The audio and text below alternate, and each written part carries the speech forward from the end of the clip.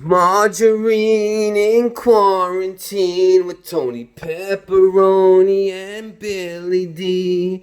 Join us in our day today as we try to figure out what the fuck is happening. Hey, let me say something. Guys, can you just stop for a second? Hey, good morning, everybody. I'm going to show you a little bit of my morning routine. What's going on with your stove? It looks a little flat. What are you talking about? Tony, what are you doing, man? It's a little flat. Like, where do I get the flame inside it? Tony, it's an electric stove. Tony. Hey, I don't know that. The fuck? Tony. Okay. I mean, I only been in the joint 6 years, and they took the flame out of the fire? What? Ladies and gentlemen, now that we got that all sorted out. So the first thing is chicken stock. All things I do, a minimum of 3 cloves of garlic, alright? Like Grandma says, keeps away the bill collectors. The next thing is Sal's sea salt. That's my brother in witness protection, Sal. That's a sea salt company out of Austin, Texas. The next thing is Lucchini balsamic vinegar of Modang. Okay? I get this black market, you know? You can't even see this anywhere. The next thing is a coconut oil. I was looking for some olive oil again. I couldn't find it in Whole Foods. And then I need a lubricant to help spread it, right? So this is your JJ lubricant that I stole from Marjorine, okay? I use a little bit of that. And then lastly, this is your iodine, all right? That's some black market iodine, and that'll really help with the tanning. Grab all the sun, grab all that vitamin D that we're missing, right? I've actually calculated it. A normal person out in the sun for an hour, I get it in about 32 seconds. Alright, so Hershey bar, that's the first thing I eat in the morning. Gets me to about 3 o'clock before I crash and blame everyone around me for my problems. Okay, so now here we go. What's that? No, this ain't about breakfast. This is the solution I'm gonna use all over. It's a beautiful day, so that's my little concoction to help grab that sun and maximize my time, you know? I don't care about what's going to happen to my body in the future. I want to make sure I accentuate these blue eyes, and I'm ready for when we get out this quarantine. That's what the iodine's for. It gets into the skin and it fucking really pops, alright? So that's what we're doing today. We're going to start with the garlic. Put a little bit of chicken broth, right? Now I mix that around. Alright? I forgot to tell you, but we need an egg. Throw that thing in there. You can fucking mix it around, right? Get your sea salt, that, beginning, batch and the goods, you put that in there. Olive oil and vinegar, you send that back. Come over here, bring this over here, and then you take the coconut oil and you fucking squirt that thing in there. You take your shibari, JJ, and butt cream. So the next thing I do is I rip my shirt off. Okay, you still there? All right, here we go. And then I just fucking pour it on. Get it all over there. Mix it in there. Right? Get it in there. Don't be cheap. Alright? That's what I tell the guy at the counter. Don't be cheap with the provolone, alright? I like that thick. I like my provolone thick, my pepperoni. Fucking thinly sliced. Hey, Billy. Who put mustard in the mayonnaise? What? Who put mustard in the mayonnaise? Someone put mustard in the mayonnaise. Marjorine! Did you put mustard in the mayonnaise? Tony, that's hummus, man. What? Hummus? It looks like whipped cream with sand in it. Yeah, Tony, that's what it is. Someone put sand in the whipped cream. Fuck all that. I'll just have my chocolate bar. Marjorine, let's do this. Hey, Billy!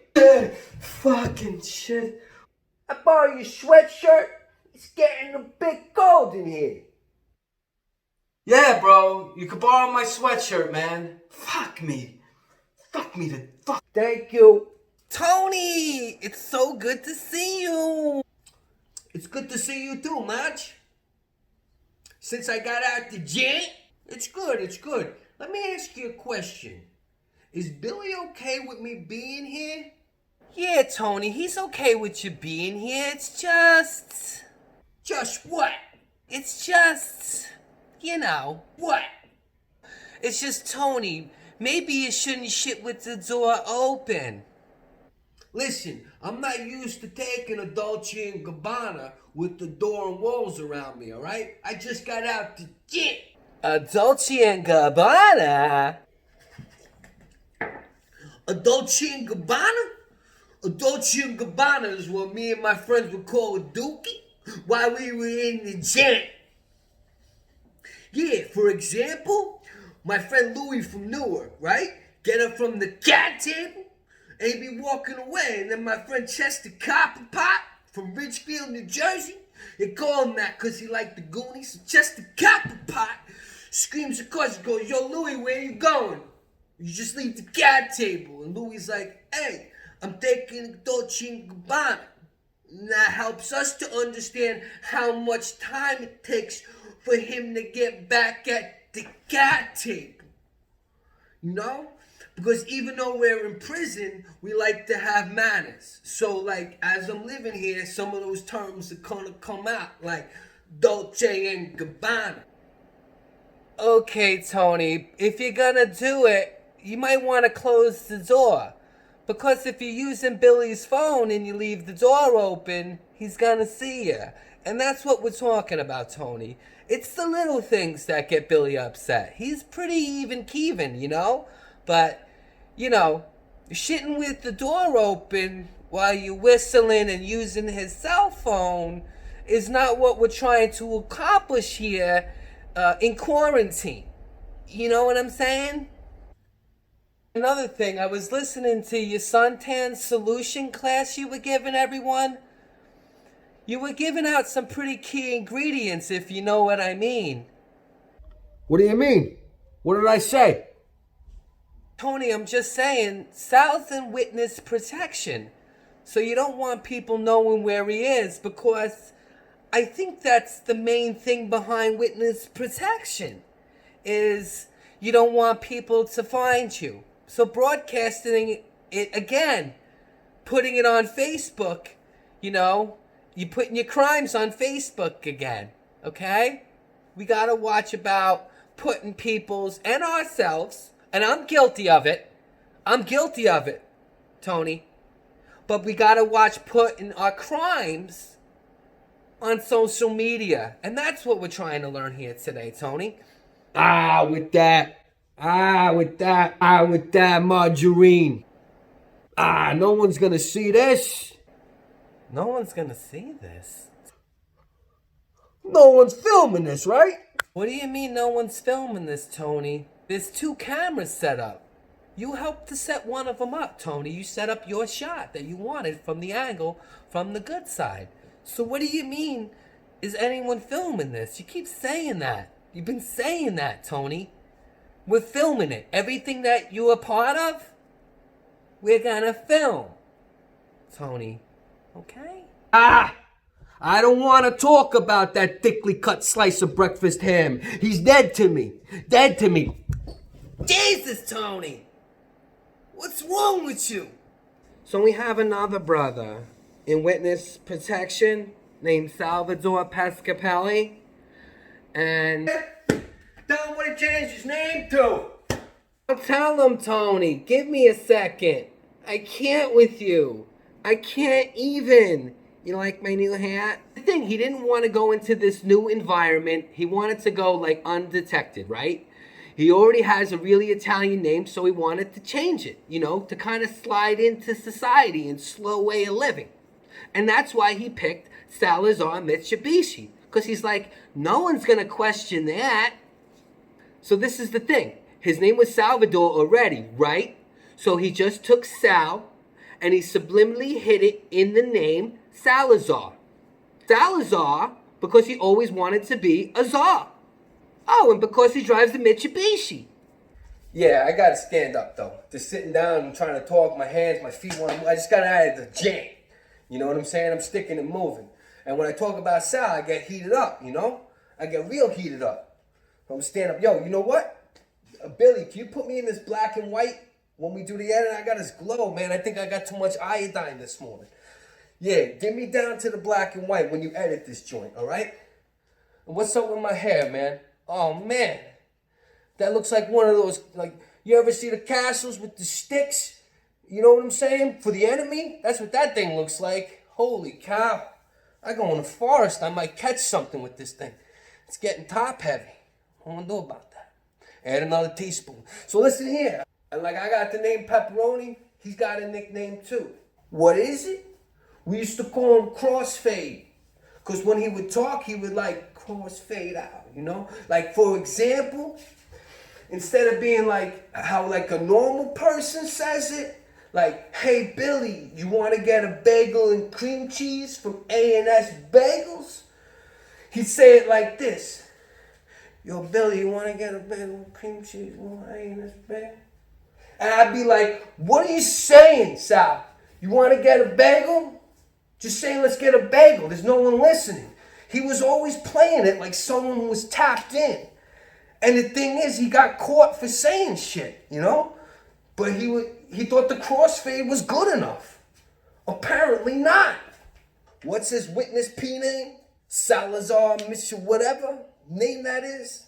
I mean, how do you come up with that last name? I can't even pronounce it. He just comes up with shit off the top of his head, man. Salazar Mitsubishi. What did he get locked up for?